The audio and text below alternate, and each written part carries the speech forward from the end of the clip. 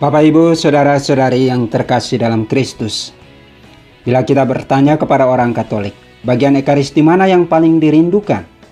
Jawabannya adalah komuni, menerima tubuh Kristus. Saking rindu akan tubuh Kristus, bagian lain menjadi tidak penting lagi. Datang terlambat, pulang duluan, tak masalah. Yang penting terima tubuh Kristus. Tidak mendengarkan sabda Tuhan dengan baik, tidak fokus, tidur, ribut, mainan HP selama Ekaristi, tidak masalah. Yang penting terima tubuh Kristus. Masih hidup dalam dosa, tak masalah. Yang penting terima tubuh Kristus. Setelah menerima tubuh Kristus, apakah hidupku akan berubah? Bukan urusanmu. Yang penting terima tubuh Kristus. Jika menerima tubuh Kristus hanya sebagai santapan untuk memenuhi rasa rindu, apa bedanya dengan rasa rindu orang Israel akan makanan dan minuman saat lapar dan haus di padang gurun? Toh setelah makan dan minum, mereka lapar dan haus lagi dan akhirnya mati tanpa menikmati tanah terjanji.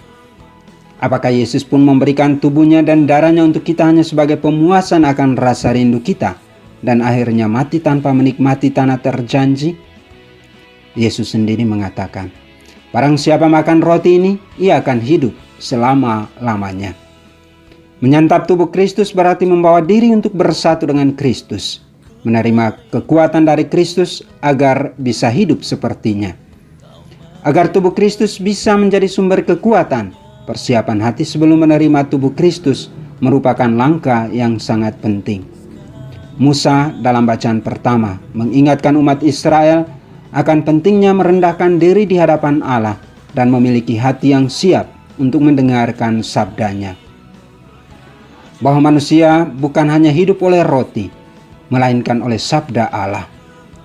Hidup oleh roti menggambarkan hidup yang sangat terikat dan tergantung dengan hal-hal duniawi. Dan hidup oleh sabda berarti menjadikan sabda Allah sebagai penuntun hidup. Mendengarkan dan meresapkan sabda Allah berarti juga menerima Yesus sang sabda yang menjadi daging. Diri yang terbuka dengan sabda adalah diri yang siap untuk menerima tubuh sang sabda, yaitu tubuh Kristus.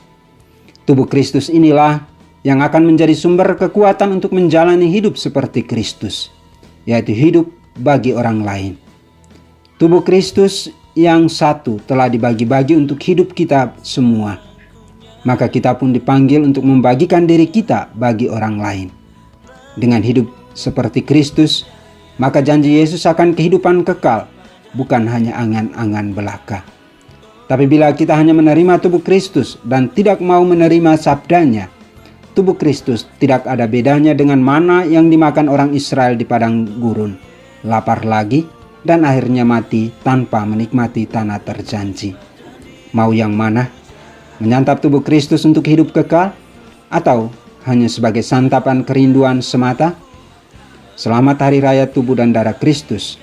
Tuhan memberkatimu, keluargamu, dan orang-orang yang kamu cintai. Amin.